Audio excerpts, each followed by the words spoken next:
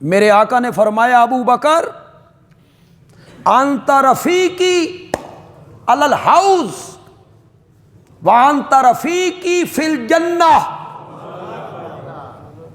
ابو بکر تو حوض کوثر میں بھی میرا ساتھی ہوگا۔ اللہ اکبر، ابو بکر تو جنت میں بھی میرا رفیق ہوگا، حوض کوثر پہ بھی ابو بکر کا سامنا کرنا ہے۔ یہاں جو رٹ لگاتے ہو نا فدق کے غاصب اور فدق کے لٹیرے، فدق کے چور، کن کو کہہ رہے ہو؟ خلیفہ اول تو صدیق اکبر ہے، انہی کے معاملات میں کہتے ہو نا کہ فدق انہوں نے سیدہ سے غصب کر لیا تھا، چھین لیا تھا۔ فدق کوئی کروڑوں کی جائیداد تھی، باغ اور اس میں چند کھجوریں، اس کے لیے سیدہ عدالت میں جا رہی ہے، انا للہ و انا الیہ راجعون، جو جنت کی عورتوں کی سردار کہلاتی ہے، اسے دنیا کی کھجوروں کے لیے تم نے عدالتوں میں پھرایا۔ کیا نقشہ پیش کر رہے ہو اسلام کا اور دین کا، اور کیا نقشہ پیش کر رہے ہو نبی پاک کے گھرانے کا، کہ یہ دنیا کے پیچھے بھاگتے تھے۔ دنیا تو میرے نبی نے زندگی میں بھی اپنی بیٹی کو نہیں دی تھی، اشارہ کروں گا تو آپ سمجھ جائیں گے، نہیں دی تھی، دین دیا تھا۔ وہ جب مال غنیمت میں غلام اور لونڈیاں آئیں اور حضرت علی رضی اللہ تعالی عنہ نے سیدہ سے کہا کہ لونڈیاں اور غلام آئی ہیں مال غنیمت میں، تو بابا کے ہاں جاؤ، تم خود چکی پیستی ہو، خود برتن مانجتی ہو، خود گھر میں جھاڑو پھیرتی ہو، خود پانی بھرتی ہو، تو ایک لونڈی تجھے بھی دے دیں جو کام کاج کرے گھر کا، ہاتھ بٹائے تیرا۔ سیدہ فاطمہ آئیں، بابا سے کہا بابا ایک لونڈی مجھے دے دو۔ کون باپ ہے جس کے پاس طاقت میسر ہو اور بیٹی آئے کچھ لینے کے لیے تو اسے خالی واپس بھیج دے؟ کون ایسا باپ؟ طاقت ہو، قوت ہو، مال ہو، دولت ہو، جو چیز بیٹی مانگ رہی ہے وہ میسر ہو اور پھر بیٹی کو نہ دے۔ بابا ایک لونڈی مجھے بھی دے دو، گھر کے کام کاج خود کرتی ہوں۔ فرمایا بیٹا لونڈی دے دوں یا لونڈی سے بھی بہتر چیز دے دوں؟ بابا لونڈی سے بہتر؟ فرمایا ہر نماز کے بعد 33 مرتبہ سبحان اللہ، 33 مرتبہ الحمدللہ، 34 مرتبہ اللہ اکبر پڑھ لیا کرو، یہ کئی لونڈیوں سے بہتر ہے۔ کیا دیا تھا میرے آقا نے اپنی بیٹی کو؟ وہ دنیا کے لیے چکر لگا رہی، یہ لٹیرے تھے اس باغ کے۔ وراثت میں صرف بیٹی شریک ہوتی ہے کہ بیویاں بھی شریک ہوتی ہیں؟ بیویاں کوئی وارث نہیں بنتی۔ تو سیدہ عائشہ کس کی بیٹی تھی؟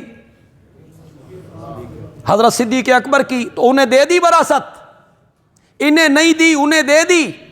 میرے نبی کی جتنی بیویاں زندہ تھیں ابو بکر نے وہ فدق کا مال ان کو دے دیا تھا، وراثت ان کو دے دی تھی، نہیں دی۔ بتایا کہ یہ مال فے ہے، اور مال فے کسی کی ملکیت نہیں ہوتا، یہ نبی پاک کی ملکیت نہیں تھی، اس کی آمدنی نبی پاک کے گھر والوں پہ خرچ ہوتی تھی، اس کی آمدنی نبی پاک اس کی آمدنی، اس باغ کی جو آمد تھی اسے خرچ کرتے تھے گھر والوں پر۔ حضرت سیدنا صدیق اکبر نے کہا میں وہی کام کروں گا جو میرے آقا کیا کرتے تھے، اس کی آمدن خرچ کروں گا، آپ کی ازواج پر بھی، آپ کے نواسوں پر بھی، آپ کے داماد پر بھی، حضرت عباس پر بھی، حضرت عباس کے بیٹوں پر بھی، نبی پاک کے جو رشتہ دار تھے، چچا تھے، چچا زاد تھے، ان پر اسی طرح اس کی آمدن خرچ کروں گا۔ پھر بعض ذہن میں آ جاتی ہے تو بار اور طرف نکل جاتی ہے۔ حضرت سیدنا صدیق اکبر اس معاملے میں بڑے سخت ہیں۔ حضرت عمر جیسا آدمی آ کے کہتا ہے امیر المومنین 3 محاذ نہ کھولیے، منکرین ختم نبوت، منکرین زکوٰۃ، اسامہ کا لشکر، تینوں محاذ کھولنے لگے ہو۔ مدعیان نبوت جو جھوٹے ہیں ان کے خلاف لڑ لیں، منکرین زکوٰۃ سے بھی 2 ہاتھ بعد میں کر لیں گے۔ حضرت عمر تو بڑا جری آدمی، بڑے بہادر ہیں، بہادر بھی ہیں، دلیر بھی ہیں، مزاج میں تھوڑی سی سختی بھی ہے۔ ابو بکر تو بڑا نرم دل آدمی، بڑا نرم دل آدمی ہے، اور وہ آ کے مشورہ دیتی ہیں کہ 3 محاذ نہ کھولیے، ہم میں سکت نہیں ہے، منکرین زکوٰۃ کے خلاف ابھی نہ جائیے، جھوٹے مدعیان نبوت سے 2 ہاتھ کر لے۔ فرمایا اجبار فی الجاہلیہ وخوار فی الاسلام، جاہلیت کے زمانے میں تو بڑے بہادر بنا کرتے تھے، اسلام لانے کے بعد نرم ہو گئے ہو۔ مجھے کعبہ کے رب کی قسم ہے، جو آدمی میرے آقا کے زمانے میں زکوٰۃ کی مد میں ایک رسی دیا کرتا تھا، اگر وہ رسی دینے سے انکار کرے گا، ابو بکر اکیلا اس کے خلاف جہاد کرے گا۔ اور بعض روایات میں آیا، تاریخ و سیرت کی کتابوں میں، یہ کہنے کے بعد ابو بکر اکیلے مسجد کے دروازے کی طرف بھاگنے لگے، تم نہیں آتے ہو تو نہ آؤ، میں اکیلا لڑوں گا۔ پھر حضرت عمر کہتے ہیں چلو اسامہ کا لشکر رہنے دو، تیسرا محاذ نہ کھولو، اسامہ کا لشکر فی الحال رہنے دو۔ اب سنت کی پیروی دیکھو، اسی کے لیے میں نے یہ بات کی، سنت کی اطاعت دیکھو، پیروی دیکھو۔ فرمایا جس لشکر کو میرے آقا نے روانہ کیا تھا میں اس لشکر کو روکوں؟ نہ، جس لشکر کو میرے پیغمبر نے روانہ کیا تھا ابو بکر اس کو ضرور روانہ کرے۔ تیسرا مطالبہ، اسامہ کی عمر 18 سال ہے، اس کے ماتحت جو جہاد کرنے والے لوگ ہیں فوجی کی حیثیت سے، ان میں حضرت طلحہ، حضرت زبیر، بڑے بڑے بزرگ صحابہ، اور اس کی عمر 18 سال، کمانڈر بدل دیجئے۔ فرمایا جس اسامہ کو میرے نبی نے کمانڈر بنایا تھا، یہ ہے سنت کی پیروی، یہ ہے سنت کی اتباع، جس اسامہ کو میرے نبی نے کمانڈر بنایا تھا، ابو بکر اس کو اس عہدے سے نہیں ہٹائے گا، اسامہ ہی کمانڈر رہے۔ اور اسامہ جب گھوڑے پہ سوار ہوئے اور ان کے ساتھ لشکر روانہ ہوا تو حضرت ابو بکر پیدل اس کے ساتھ دوڑنے لگ گئے تھے، اس کو نصیحتیں کر رہے ہیں، اسامہ کو نصیحتیں کر رہے ہیں، گھوڑے کے ساتھ پیدل جا رہے ہیں۔ امیر المومنین، خلیفۃ المسلمین، اسامہ کہتا ہے امیر المومنین یا آپ بھی گھوڑے پہ آئیں یا مجھے گھوڑے سے اترنے دیں، یہ اچھا محسوس نہیں ہو رہا ہے کہ میں گھوڑے پر 18 سال کا بچہ اور امیر المومنین جن کی عمر 60 سال ہے، 61 سال وہ ساتھ دوڑ رہا ہے۔ فرمایا اسامہ تم نہیں چاہتے ہو کہ جو سواریاں اللہ کے راستے میں سفر کر رہی ہیں ان کی دھول ابو بکر کے جسم پہ پڑتی رہے، نہ تم نیچے اترو گے نہ میں گھوڑے پہ سوار ہوں گا، میں اسی طرح نصیحتیں کر کے تجھے روانہ کرنا چاہتا ہوں۔ اس ابو بکر کے متعلق کہتے ہو کہ وہ فدق کا لٹیرا تھا، فاطمہ سے غصب کر لیا فدق اس نے، سب جھوٹ کے پلندے بناتے رہتے ہو، جھوٹ گھڑتے رہتے ہو۔ جتنے پڑھے لکھے لوگ یہاں بیٹھے ہو، کوئی مطالعہ ہے اگر آپ کا سیرت کا، تاریخ کا، دین کا، تو بولو۔ ایک وقت آیا سن 35-36 ہجری میں جب حضرت سیدنا عثمان رضی اللہ تعالی عنہ شہید ہوئے، اس کے بعد خلیفہ کون بنا تھا؟ خلافت کا تاج کس کے سر پہ آیا تھا؟ حضرت علی رضی اللہ تعالی عنہ کے سر پہ آیا تھا۔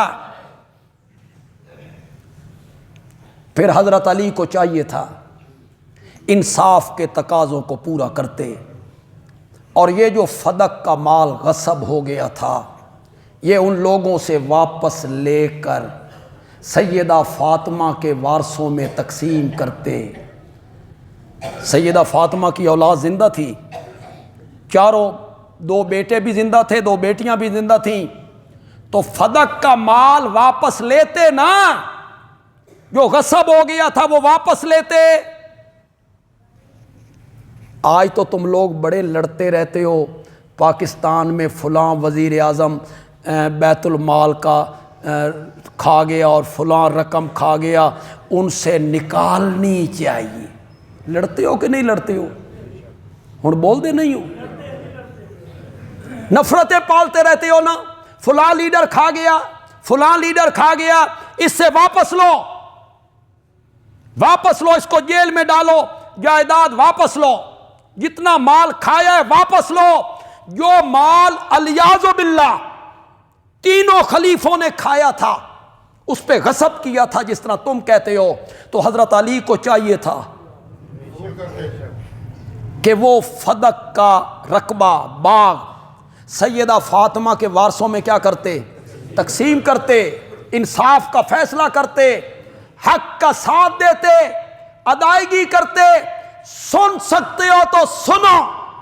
حضرت علی سے جب یہ کہا گیا تو حضرت علی نے فرمایا فدق کے معاملے میں میں وہی کچھ کروں گا جو مجھ سے پہلے ابو بکر و عمر کر چکے ہیں۔ جی میں بھی وہی کروں گا جو ابو بکر و عمر کر چکے ہیں۔ پتہ نہیں اس طرح بات کیوں چل نکلی۔ حوض کوثر پر یہ جام تقسیم کرنے والے کون ہوں گے؟ ابو بکر ہوں گے، حضرت عمر ہوں گے، حضرت عثمان ہوں گے، حضرت علی ہوں گے، حسنین کریمین ہوں گے، صحابہ ہوں گے۔ صحابہ سے بغض پالنے والوں یہ ذہن میں رکھو، صحابہ اس دنیا میں بھی میرے نبی کے ساتھ تھے اور صحابہ اس عالم میں بھی میرے نبی کے ساتھ ہوں گے۔ صحابہ کو میرے نبی نے جدا کرنا ہے؟ میرے نبی نے فرمایا اللہ نے ساری خلقت میں مجھے چنا، مجھے چنا اور میرے سر پر ختم نبوت کا تاج سجایا، اور پھر رب نے مجھے چن چن کے میرے یار عطا کیے تھے۔ ازل میں ان کے دلوں کو دیکھا، ان سے خوبصورت دل رب کو کسی کے بھی نظر نہیں آئے تھے، جنہیں میرے نبی کے دامن میں ڈالا، پھر کئیوں کو سسر بنایا، کئیوں کو داماد بنایا۔ کیا مستشرقین کے سامنے کیا نبوت کا نقشہ پیش کر رہے ہو؟ اسلام کا کیا نقشہ پیش کر رہے ہو مستشرقین کے سامنے؟ میرے نبی کو یار ملے منافق، بیویاں ملی جنہوں نے زہر دے دیا تھا میرے نبی کو، سسر ملے، منافق داماد ملے، یہ نقشہ پیش کر رہے ہو میرے نبی کا دنیا کے سامنے؟ نہ یار اچھے ملے، نہ سسر اچھے ملے، نہ داماد اچھے ملے، نہ بیویاں اچھی ملی، جبکہ رب کہتا ہے پاک مردوں کے لیے پاک عورتیں ہوتی ہیں اور خبیث مردوں کے لیے خبیث عورتیں ہوتی ہیں، وہ لائق ان کے ہوتی ہیں۔